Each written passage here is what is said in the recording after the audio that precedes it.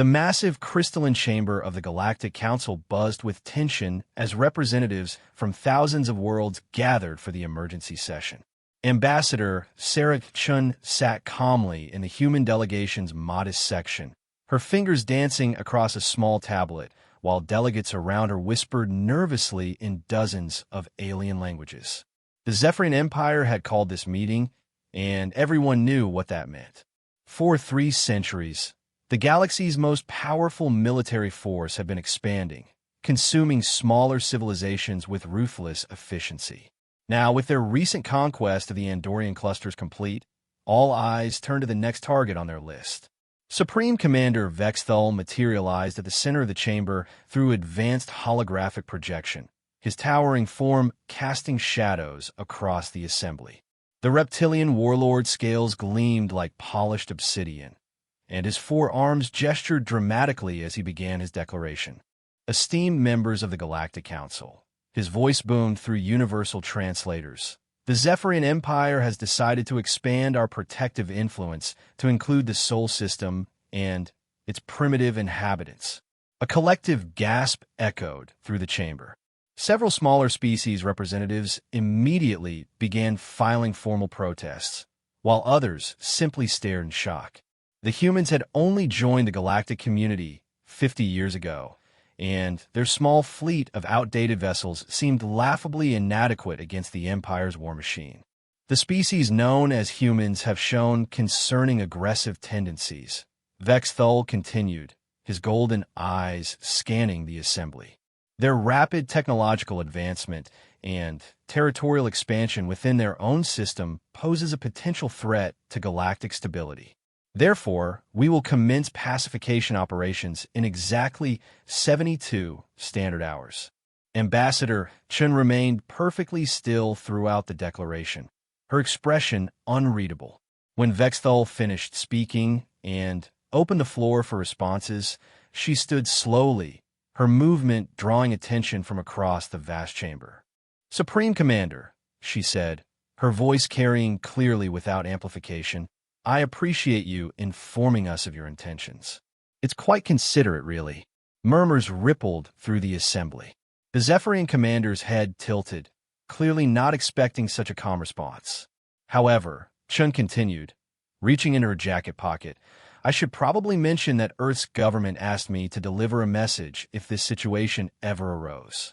She pulled out a simple data chip, holding it up for all to see.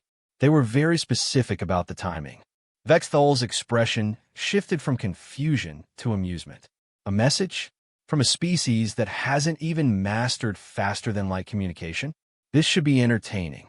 Chun inserted the chip into her tablet and activated the chamber's main display system. The image that appeared showed a nondescript human male in a simple business suit, sitting behind a wooden desk. No impressive throne room, no advanced technology visible in the background. Just a man with kind eyes and a slight smile.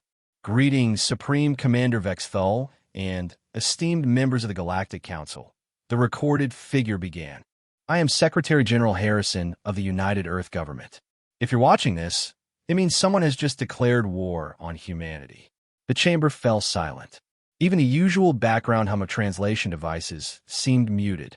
"First, let me say how genuinely sorry I am that it's come to this," the human continued, his tone conversational, almost apologetic. "We really hoped it wouldn't be necessary to reveal certain aspects of human civilization so early in our galactic relationships." Ambassador Chin watched Vexthul's expression carefully. The Supreme Commander's amusement was beginning to fade, replaced by something that might have been unease. "You see," Secretary General Harrison continued, "there's something about human history that we've kept rather quiet during our integration process. Something our xenobiologists and psychologists advised us to keep private until we better understood galactic social dynamics." The recording paused as Harrison reached for a glass of water, taking a slow sip before continuing. "The thing is, we've never actually been a single unified species. What you call humanity is actually the result of thousands of years of warfare, competition, and conflict resolution between hundreds of different nations, cultures, and ideologies. The peaceful, scientific civilization you've observed for the past 50 years? That's not our natural state. That's what we look like when we're trying very, very hard to be nice. A chill seemed to settle over the chamber as the implications became clear to the more perceptive delegates. The Earth you visited, with its green parks and research facilities and diplomatic academies? That's Earth during peacetime, Commander Vexthal. But you've just declared war.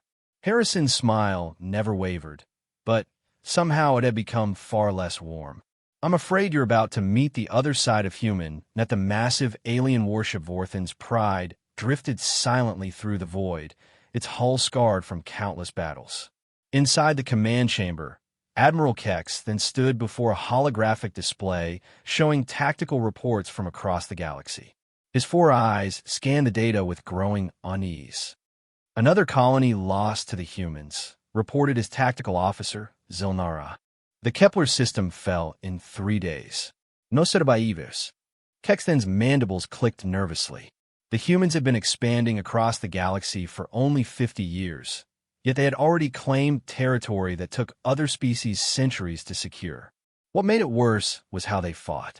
Other civilized races followed the galactic war codes, structured battles, honorable retreats, protection of civilians. Humans ignored these entirely. "Show me the battle recordings," Kex then ordered. The hologram shifted to display footage from the Kepler battle. Human ships moved like predators, using tactics that defied military logic. They sacrificed smaller vessels to position larger ones for devastating attacks. They used civilian ships as decoys. Most shocking of all, they fought to the very last ship, never surrendering even when defeat was certain. "They fight like wild beasts," muttered communications officer Velthor. "No honor, no mercy." They turn every battle into a slaughter. Kex then had studied every human conflict recorded by galactic intelligence. The siege of New Geneva, where human defenders held out for 8 months eating protein paste and drinking recycled water.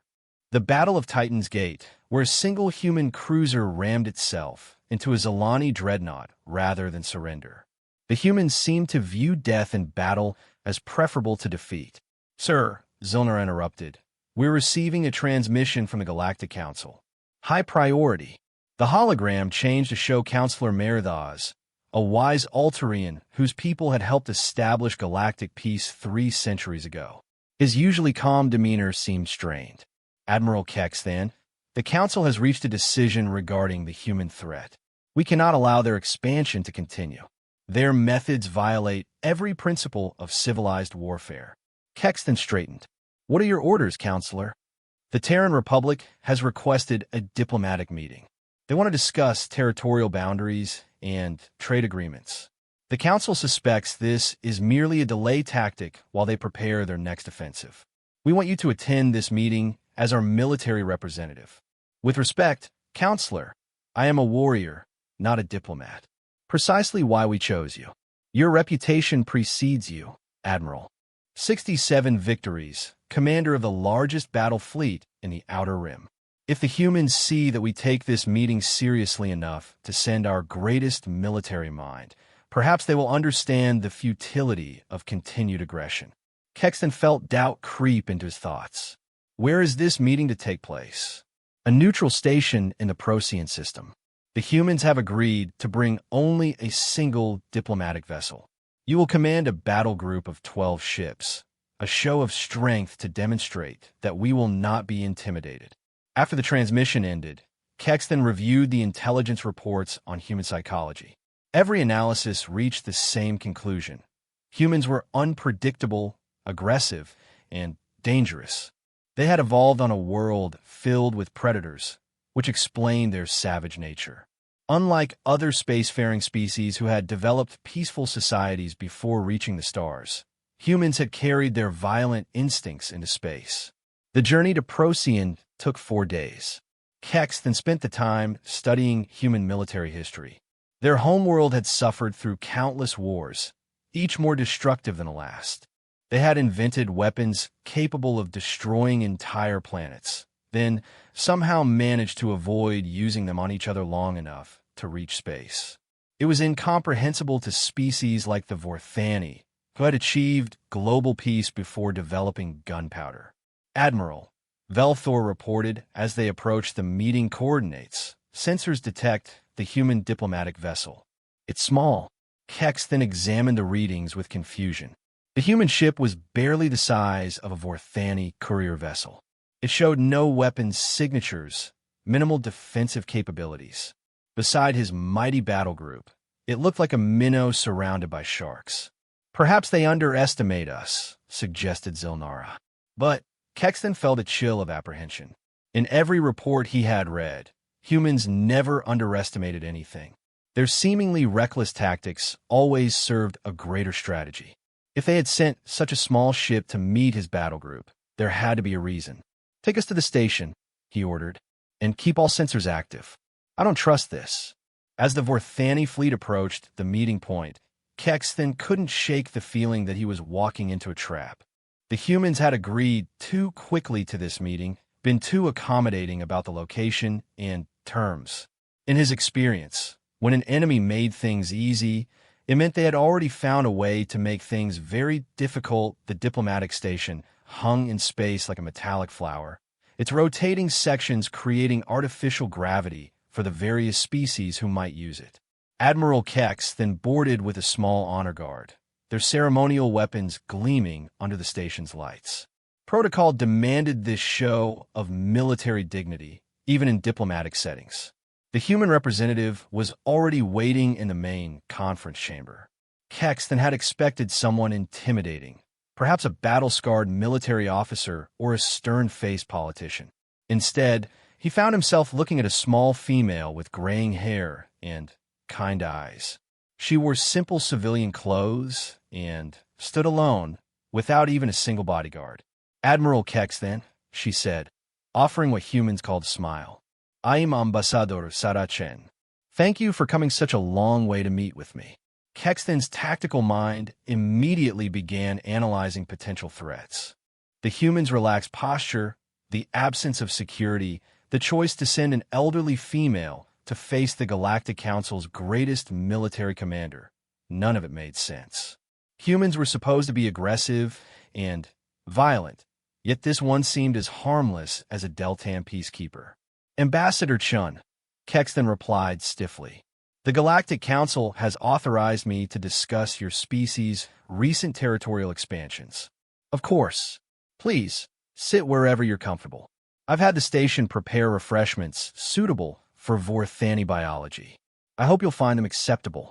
The conference table had been set with traditional Vorthani ceremonial items, harmony crystals, position indicators showing proper rank hierarchy, even the correct lighting spectrum for Vorthani eyes.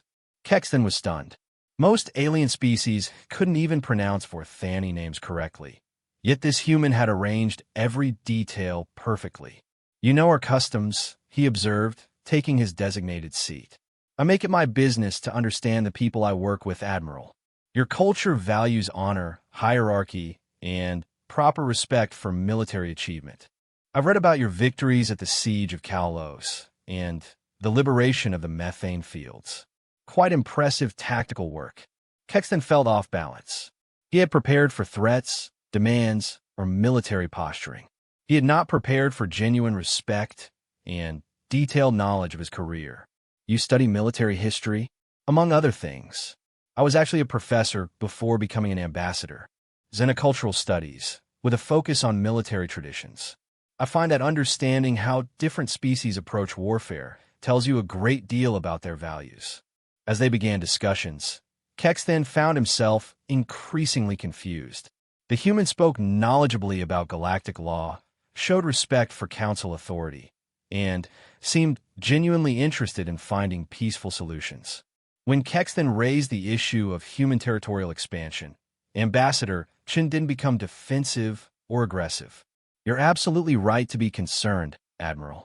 Humans do expand aggressively, and I understand how that appears threatening to established civilizations. But perhaps I can offer some context that might change your perspective." She activated a holographic display showing human space. Every world we've claimed has been either uninhabited or willingly joined us after requesting protection. You see, humans aren't the only species in the galaxy that other races fear. The display highlighted several systems. The Zarathi slavers have been raiding these colonies for decades.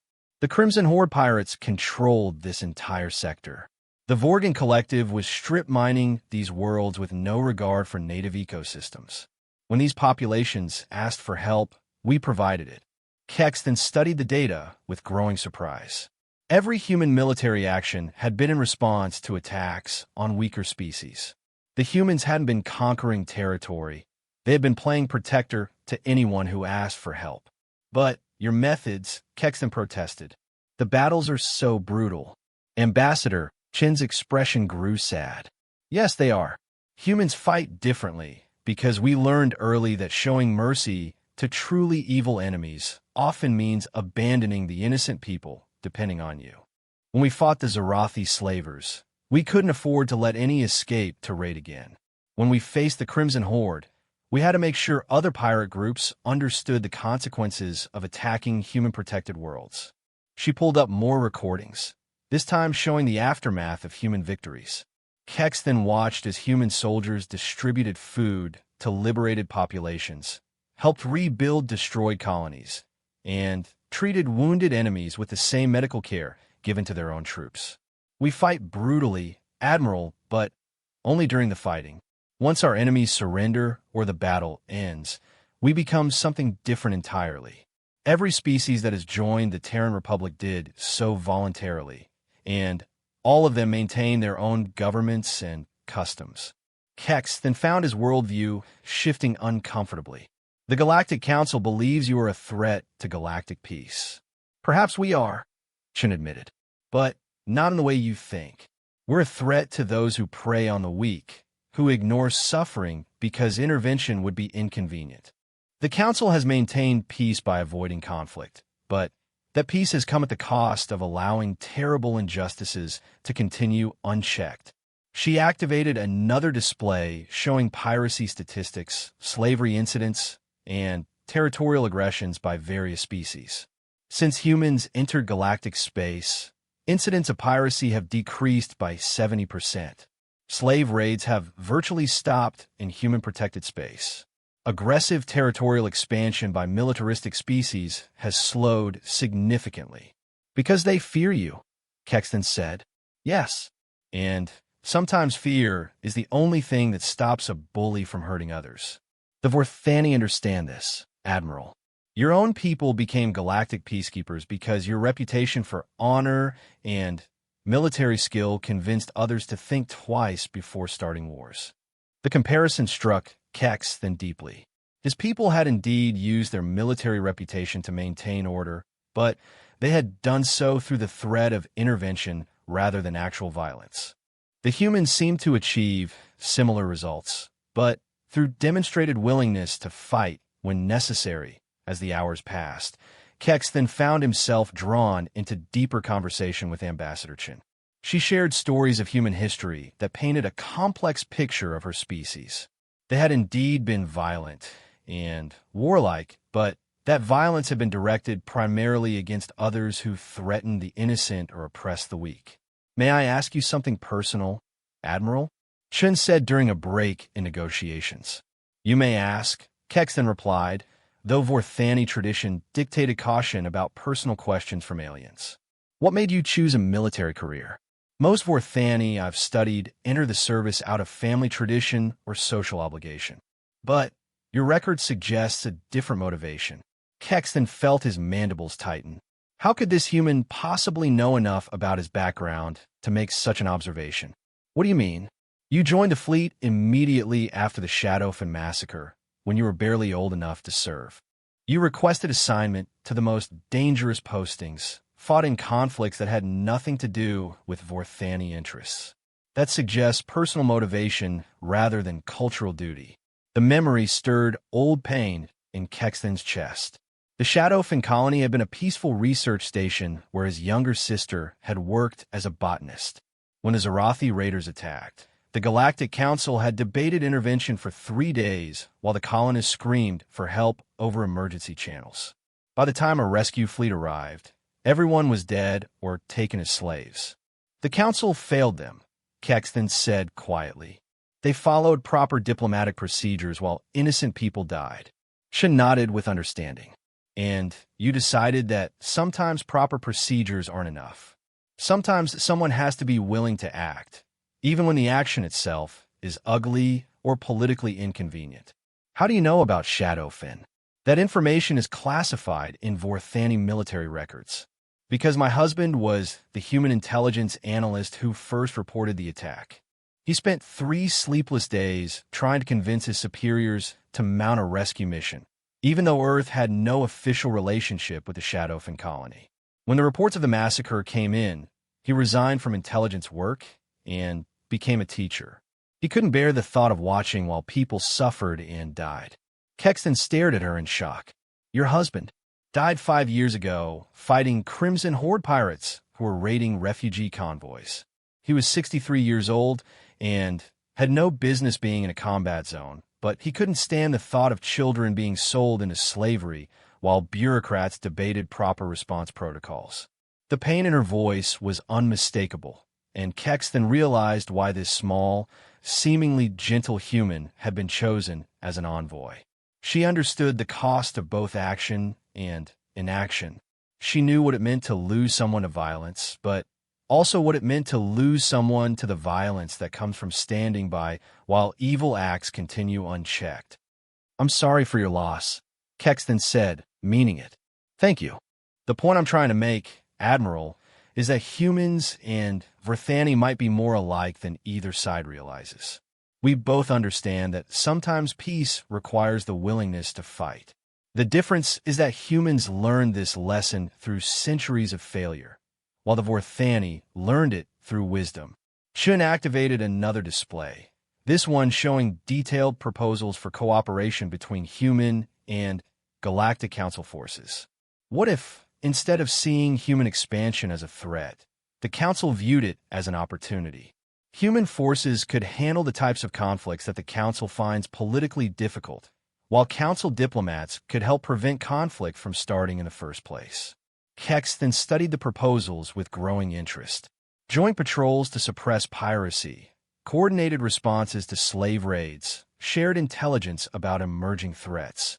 It was an elegant solution that played to each side's strengths. The Council would never agree to legitimize human military methods, he said. They wouldn't have to. Humans could operate under the existing emergency response provisions in the Galactic Charter. When immediate action is required to prevent massive loss of life, any member species can act first and seek Council approval afterward. The provision exists, but no one has used it because most species prefer to avoid the political complications. And humans don't mind political complications. We're already considered dangerous and unpredictable. We might as well be usefully dangerous and unpredictable. Kexton found himself laughing, an unusual display of emotion for a Vorthani in formal negotiations. This human had somehow managed to reframe the entire conflict as an opportunity for mutual benefit, rather than a clash of incompatible philosophies. There's something else to consider, Admiral, Chen continued. The galaxy is not static. New threats emerge constantly. The Void Cult has been recruiting followers in the Outer Rim, preaching that all organic life should be eliminated. The Hive consciousness continues to expand its territory through forced assimilation. The temporal warlords have been conducting raids across dimensional barriers. Kexton knew about these threats, but the Council had classified them as distant concerns requiring long-term diplomatic solutions. You think these will become immediate problems? I think they already are immediate problems that the galaxy has been too polite to acknowledge. When these threats move beyond the fringe systems into civilized space, the Council will need allies who aren't afraid to fight. Humans have experience dealing with existential threats. We've faced extinction several times in our history and learned how to survive. As their conversation continued, Kexton began to see Ambassador Chen's true strategy. She wasn't trying to convince him that humans were peaceful, she was demonstrating that their violence served a necessary purpose. More importantly, she was showing that humans could be directed toward threats that everyone agreed needed to be addressed. The negotiations had been ongoing for 12 hours when Kexthan received an urgent communication from his flagship. Commander Zilnara's voice carried barely controlled panic. "Admiral, we're detecting massive energy signatures approaching the system. Unknown vessel configuration, but the power readings are off the scale." Kexthan's training kicked in immediately. "Red alert. Prepare for combat. I'm returning to the ship immediately." But Ambassador Chun placed a gentle hand on his arm. "Admiral, may I suggest an alternative?" "Ambassador, my fleet is potentially under attack. I cannot waste time with diplomatic protocols. What if this isn't a coincidence? What if this is exactly the kind of situation where human and Galactic Council forces could demonstrate the value of cooperation?" Kexthan hesitated. Every instinct told him to rush back to his command, but something in Chen's calm demeanor gave him pause. "You knew this was going to happen." "No, but I prepared for the possibility. Admiral, the galaxy is full of threats that prey on isolated fleets and diplomatic meetings. Someone may have seen this as an opportunity to eliminate both human and Vorthani leadership in one strike." Through the station's communication system, they could hear reports flooding in from Kexthan's fleet. The approaching vessels were identified as void cult ships, fanatics who believed organic life was a disease to be purged from the universe. 3 massive dreadnoughts accompanied by a swarm of fighter craft, all bearing the distinctive black hulls and energy weapons that had terrorized fringe colonies for years. "My ships can handle 3 dreadnoughts," Kexthan said, though he felt less confident than he sounded. "Against void cult tactics? Admiral, they'll ram your ships before allowing themselves to be defeated. How many of your vessels are you prepared to lose?" The truth was sobering. Void cult ships were known for suicide attacks and weapons that ignored conventional shielding. Even in victory, Kexthan's fleet would suffer heavy casualties. "What do you propose?" "Let me contact my ship. Humans have fought the void cult before. We know their weaknesses." Chen activated her communicator, speaking in rapid human language.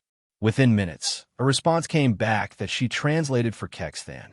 The human diplomatic vessel carries a full military AI and fabrication systems. They can produce specialized weapons designed specifically for void cult technology. But they'll need protection while they work. Your single ship wants to hide behind my battle fleet. Not hide, coordinate. Admiral, human tactics work because we're willing to take risks that other species consider insane. But those risks pay off when we're working with allies who can provide strategic support. Kexthan made a decision that went against every protocol in the Vorthani military manual. Commander Zilnara formed defensive formation around the human diplomatic vessel. Protect them while they prepare weapons. What followed challenged everything Kexthan thought he knew about human military capabilities. The small diplomatic ship suddenly began manufacturing weapon systems that shouldn't have been possible given its size. Somehow, the humans had packed industrial fabrication equipment into a vessel barely large enough for a standard crew quarters. "How is this possible?" he asked Chun. "Human engineering philosophy. If you can't make it bigger, make it smarter. Our AIs can design and build equipment specifically tailored for immediate threats. Most species develop weapons over years of research and testing. We develop them in hours when we have to." The Void Cult fleet had reached the outer system and was accelerating toward the diplomatic station.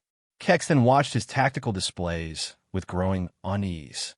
The enemy ships moved in perfect formation, their energy signatures indicating power levels that exceeded anything in his experience. "Admiral," came Chen's voice over the communication system, "we're ready to begin the attack. Our tactical AI has analyzed their formations and identified the optimal strike pattern. But we need your heavy ships to execute the primary assault." "What do you need us to do?" "Exactly what Vorthani ships do best: coordinated fleet maneuvers with perfect timing. Our weapons will create openings, but only if your ships can exploit them at precisely the right moments. The battle that followed became legendary in galactic military history. Human innovation combined with Vorthani tactical precision created a synergy that neither side could have achieved alone. The human ship's custom-built weapons disrupted Void cult energy systems at exactly the moments when Vorthani heavy artillery could penetrate their defenses. Kex then found himself coordinating with human tactical AI in real time, something that should have been impossible given the communication delays and translation barriers. But the human systems adapted to Vorthani command protocols so seamlessly that it felt like commanding an extension of his own fleet. The first Void cult dreadnought fell within minutes, its hull cracking open as Vorthani antimatter torpedoes found their target through gaps created by human electromagnetic pulse weapons. The second ship attempted to ram the diplomatic station, but coordinated fire from both fleets reduced it to debris before it could complete its attack run. The third dreadnought tried a different tactic, releasing clouds of nanoscale weapons designed to consume any organic matter they encountered. Kex then felt a moment of despair. His ships had no defense against such weapons.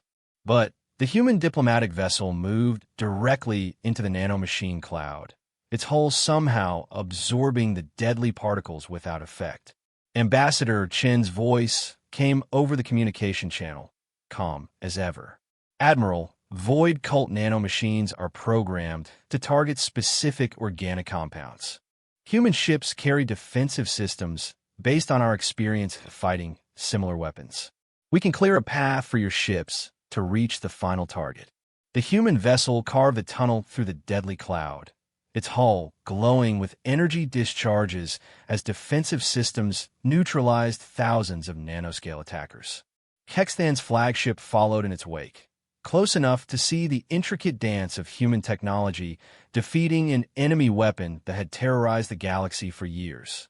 When the final Void cult ship exploded under concentrated fire from both fleets, Kexthan felt something he hadn't experienced since his early days as a junior officer.